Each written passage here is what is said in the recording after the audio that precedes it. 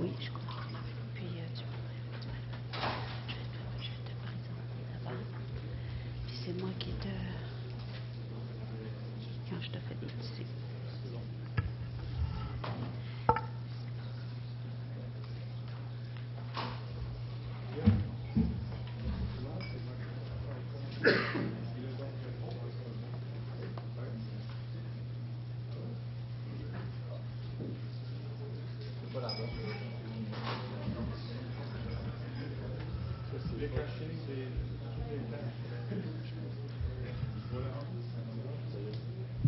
Je vais présenter notre prochain conférencier, Guillaume Fouquet-Asselin, ingénieur junior en géomatique de la Financière agricole du Québec. Guillaume est récemment diplômé au baccalauréat en génie géomatique à l'Université Laval. Il travaille présentement à la Financière agricole du Québec comme chargé de projet en télédétection.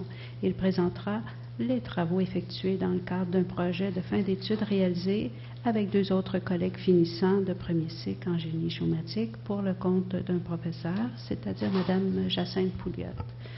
Mme Pouliot, qui est co-auteure, elle est aussi professeure, chercheur au département des sciences géomatiques de l'Université Laval depuis 2001. Elle est chercheur régulier au CRG et membre de l'Ordre des arpenteurs géomètres du Québec, du comité spécial sur le cadastre 3D de la Fédération internationale des géomètres, au comité de suivi de la charte d'éthique 3D. Il y a également comme co-auteur et collaborateur Joanny Desgroseilliers, qui est spécialiste en géomatique à la ville de Salaberry de Valleyville, ainsi que Tania Roy, étudiante à la maîtrise à l'Université Laval. Je vous remercie tous. Vous pouvez commencer. Bonjour à tous. Donc, comme Mme Leclerc l'a si bien présenté, en fait, je ne suis pas au nom de la Financière agricole aujourd'hui, même si c'est mon employeur, mais je représente l'Université Laval. Et aujourd'hui, ici présent, il y a Jacinthe Pouliot qui a chapeauté nos travaux et Joanny qui a aussi été notre collègue dans tout ça. Je vais commencer par vous présenter le plan de la présentation. Donc, c'est sûr qu'en 15 minutes, c'est assez bref ce qu'on peut présenter. Donc, on va faire une brève mise en contexte, présenter les résultats des travaux, les difficultés rencontrées et le point de vue des utilisateurs qu'on a rencontrés pour notre solution. Donc, notre solution présente une problématique qui se porte au niveau du cadastre du Québec, au niveau de la 3e dimension. Le cadastre du Québec est une représentation, évidemment, comme vous le connaissez, du graphique, de la forme, de la position, de la superficie, des mesures de propriété. Dans le cas particulier des propriétés superposées, le cadastre du Québec utilise un concept qu'on nomme le cadastre vertical, comme les cas de copropriété divise verticale. Donc, pour le commun des mortels, les condos rentrent dans cette catégorie-là. Donc, le cadastre vertical renvoie à la notion de ce qu'on appelle un plan complémentaire. Voici un exemple d'un plan complémentaire complexe. Ça représente le centre des congrès de Québec. Donc, chaque propriétaire a sa petite unité au centre des congrès. Puis, lorsqu'il veut essayer d'analyser ce qui lui appartient, ce qui ne lui appartient pas, il doit aller vérifier là-dedans où il se trouve. Donc, c'est pas nécessairement évident de se retrouver dans tout ça. Donc, dans le cadre d'un projet de recherche, on a voulu essayer d'explorer la possibilité de modéliser en 3D ces plans-là. Donc, un cadastre volumique 3D. Les plans complémentaires actuels ont leurs limites au niveau de la 3e dimension. Par rapport à ce que je viens de vous montrer précédemment, on a de la misère à se faire une image mentale de la propriété qu'on achète ou pour des propriétés complexes, évidemment. Lorsqu'on a une unité de condo, évidemment, c'est assez facile à analyser. Mais lorsqu'on est dans un cas de copropriété divise, lorsque les propriétés sont superposées, c'est un peu plus difficile d'analyser du tout. Donc, serait-il intéressant pour un usager du cadastre d'avoir une représentation volumique 3D du cadastre vertical? Voici... Évidemment, on avait c'était un projet d'étude, donc on avait 4 mois, donc on ne pouvait pas commencer avec la solution complexe. On s'est penché sur une solution simple, soit une unité, en fait, on a testé sur 2 plans, mais le premier, celui qu'on a consacré le plus de temps, était cet immeuble-là. Donc, on voit la fenêtre qui réfère à Infolo. Puis, la plupart des copropriétés sont divisées de la façon suivante. Il y a un lot commun qui appartient à aucun des acheteurs. Il y a trois ou quatre, ou dépendant du nombre d'unités de condo, des lots privés. Puis, on doit être capable de séparer, dans le fond, ce qui appartient au lot commun du lot privé. Donc, notre proposition par rapport à ce projet de recherche-là, c'était de trouver une façon de construire les éléments volumiques avec, évidemment, toutes les informations qui sont contenues dans Infolo pour avoir aucune perte d'information. Donc, avec les différentes géométries et attributs. Ensuite, la complexité principale provenait du fait qu'on partait d'un plan en PDF. Donc, je ne sais pas si vous le savez, mais un plan PDF, c'est pas des vecteurs puis des DXF. Donc, ça rajoutait une difficulté supplémentaire. Donc, il y avait la phase de vectorisation par laquelle il fallait passer. Et ensuite, une fois qu'on avait la matrice numérique, on pouvait procéder à la modélisation. Ensuite, on a exploré quelques possibilités de visualisation, évaluer si la procédure était compatible avec des utilisateurs potentiels et proposer des recommandations pour la suite du projet, étant donné que c'est un projet de maîtrise.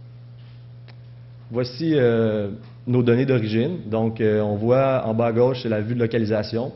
Donc, c'est le plan normal du cadastre en 2D. On a la vue d'un des étages, mais évidemment, il y avait plusieurs étages. Ça, je vous montre seulement, dans le fond, ouais, c'est le plan d'un étage, puis avec les différentes coupes, avec les hauteurs qui nous permettent de construire le volume. Donc, je vais résumer rapidement la procédure, puisque c'est quand même assez complexe et lourd à analyser.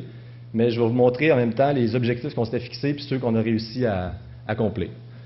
Donc, la vectorisation, c'est évidemment la partie qui prenait le plus de temps et on a essayé de quantifier le temps que ça prenait et l'effort manuel que ça nécessitait en nombre de clics. Donc, tout ce qui était le nombre de clics provenait pas mal du nettoyage qu'on devait faire, puisqu'il y a beaucoup de logiciels qui s'occupent de faire la vectorisation, mais ce n'est pas un processus parfait lorsqu'on paye des solutions à 100 $. Évidemment, on avait un budget à respecter, donc on a essayé d'avoir une solution qui était le plus libre à tous pour la confection de ces immeubles-là. Donc, la phase de vectorisation prenait 20 à 30 minutes juste pour un élément volumique simple. Puis la modélisation 3D comme telle, elle prenait seulement 10 minutes. Tandis que nos objectifs étaient évidemment d'automatiser au maximum afin que la solution soit le plus accessible à tous. Notre cible de temps était de 15 minutes par plan complémentaire. Donc, vraisemblablement, ça n'a pas été atteint. Puis, par contre, tous les autres éléments ont été atteints, sauf les mesures officielles. C'est la deuxième complexité qui est provenue du fait que les logiciels de traitement des reconnaissances de caractères étaient pas adéquats pour ce qu'on avait en tête comme projet. Donc voici une image des volumes tirée de justement le modèle 3D qu'on vient de voir juste avant à la Ville de Québec. Il nous a été pressé gracieusement par la Ville de Québec pour pouvoir superposer nos volumes. Donc couplé avec les images de Google Earth. Puis on voit en haut à gauche que lorsqu'on génère notre volume, on peut l'exporter en PDF et il peut être ouvert par le logiciel d'Acrobat facilement. Puis on voit aussi la hiérarchie des différents éléments de l'immeuble. Donc on peut voir, on peut seulement isoler un étage si on veut isoler un étage, on peut naviguer à travers du building. Puis c'est assez convivial à ce point de vue-là. Ce qui est moins convivial, c'était la construction en tant que telle. Donc, au niveau des difficultés rencontrées, évidemment, comme je l'ai mentionné précédemment, c'est vraiment la phase de vectorisation qui nous a causé beaucoup de problèmes. Si on peut les énumérer rapidement, bien, on voit que l'élément à droite, c'est lorsque ça sort de la vectorisation. Après tous les traitements d'images, puis l'exécution de la vectorisation. Donc, il y a une phase de nettoyage qui doit être effectuée, donc, puisque ça provient seulement les flèches, entre autres, les différents types de segments qui se retrouvent sur le plan PDF. Il y a certaines lignes pointillées qui représentent des éléments, il y a des éléments qui montrent une différence de hauteur. Donc tout ça, ça devient des éléments qui viennent contrecarrer la propreté des vecteurs. Ensuite, au niveau, comme je vous parlais, de la reconnaissance des caractères, étant donné que les logiciels de caractères, eux autres, sont peut-être capables de lire le caractère, mais ils ne reconnaissent pas la position. Donc, on avait de la misère à apparier les mesures officielles pour pouvoir les conserver par la suite. On avait de la misère à attribuer une coordonnée à cette mesure-là. Donc, c'est pour ça qu'on a finalement abandonné cette idée-là, puisqu'il fallait faire des choix à un moment donné. Ensuite, pour la phase de modélisation, la partie la plus compliquée, c'était de modéliser les parties communes. Étant donné que ces parties communes-là, il fallait les enlever du volume de chacun des étages, puisque ce n'est pas des éléments qui appartiennent au lot privé.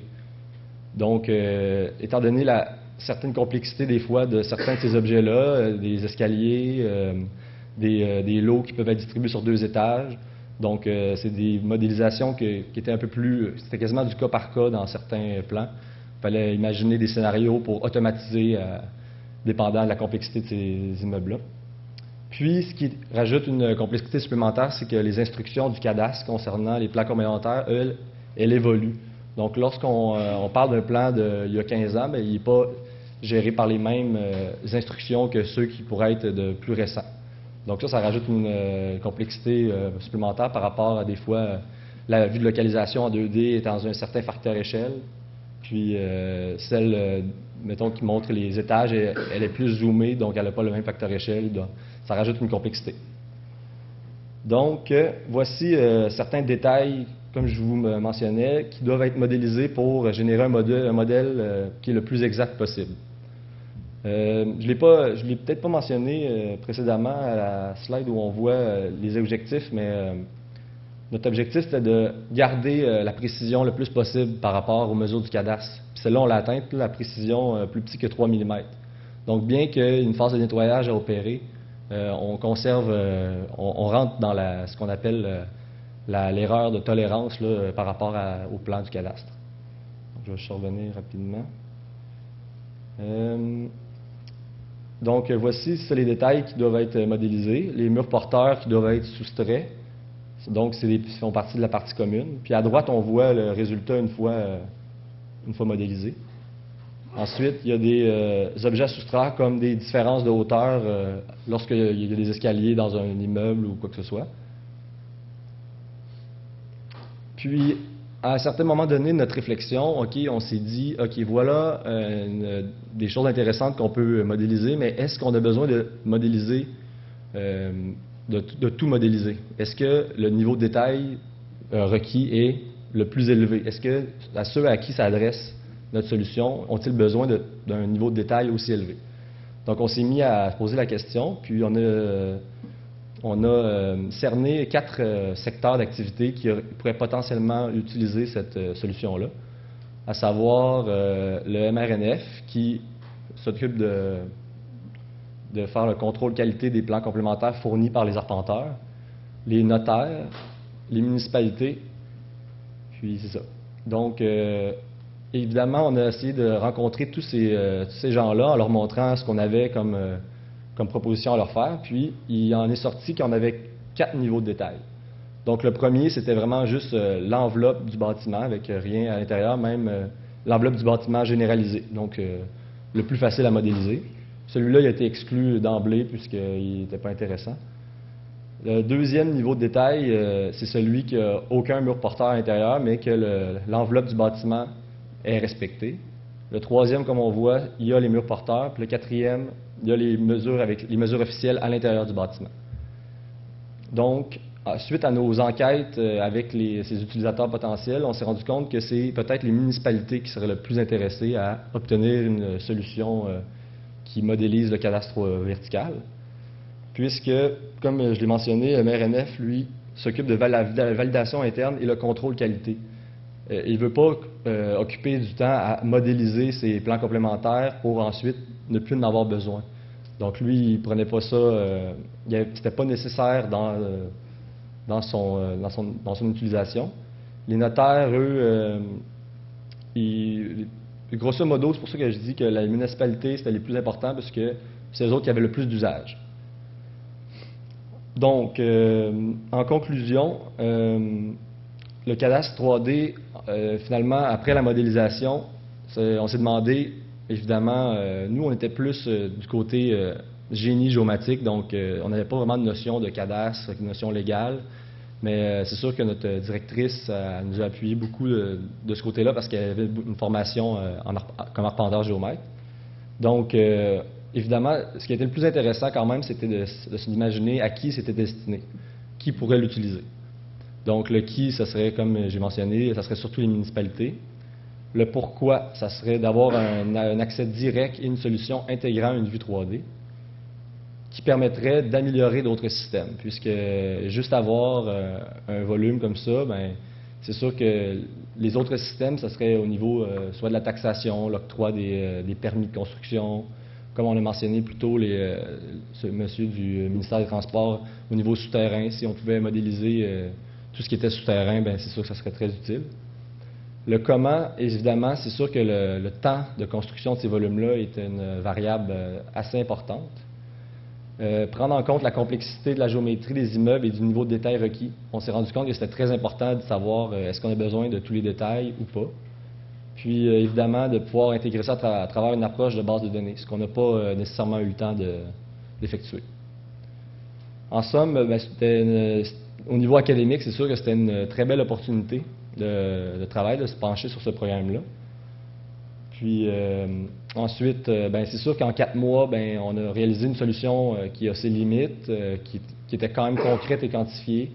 Mais évidemment, comme je l'ai mentionné, si on avait accès directement au fichier CAD, soit le DXF ou le DGN, ou peu importe, un fichier numérique, c'est sûr que ça accélère beaucoup le processus. Évidemment, c'est un projet de maîtrise, donc ça a suivi son cours. Depuis que nous, on a complété, il y a 2 projets en cours, dont un étudiant qui a réussi à automatiser encore plus la procédure. Puis, c'est sûr que dans l'avenir, ça va continuer à prendre son cheminement, mais on a établi les bases méthodologiques d'une approche concrète. Donc, je voudrais effectuer quelques remerciements, dont le CRSNG qui subventionne les travaux effectués par Mme Pouliot. Ensuite, on a eu 2 étudiants qui étaient au doctorat à ce moment-là, Éric Jansin-Coron et Mme Hachemi, pour leur aide précieuse dans nos travaux. Puis, tous nos utilisateurs qu'on a interviewés, soit M. Michel Morneau et Louis-André Desbiens du MRNF, Marc Gervais, Francis Roy, Berthier Beaulieu, Mme Massé, que j'oublie son nom, ensuite Nathalie Massé, c'est ça, François Brochu et M. Roy, les notaires, puis Benoît Fizette, M. Bluteau, M. Couture, M. Tremblay et M. Naud de la Ville de Québec, qui nous ont tous reçus vraiment cordialement. Donc, sur ce, j'aurais peut-être quelques minutes pour des questions. Merci beaucoup.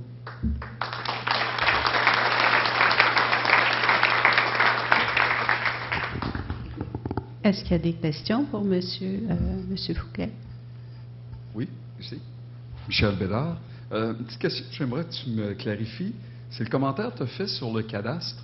Est-ce que j'ai mal interprété, mais au niveau des intervenants sollicités, ils ne semblaient pas montrer, je ne sais pas de l'intérêt, mais ils ne semblaient pas, eux, voir la représentation comme étant, en tout cas, potentiellement intéressante?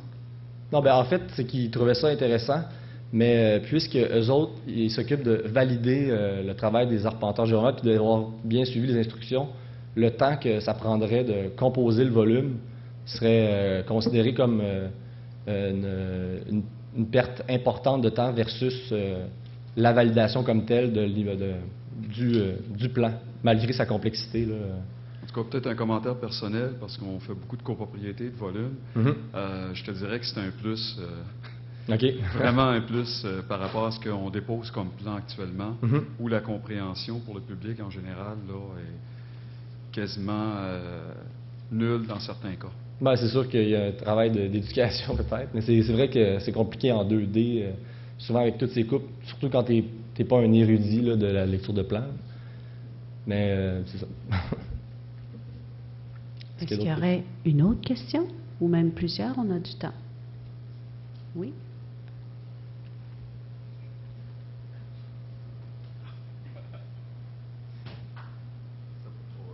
Oui, c'est ça. Marc Lanier, direction de l'enregistrement cadastral.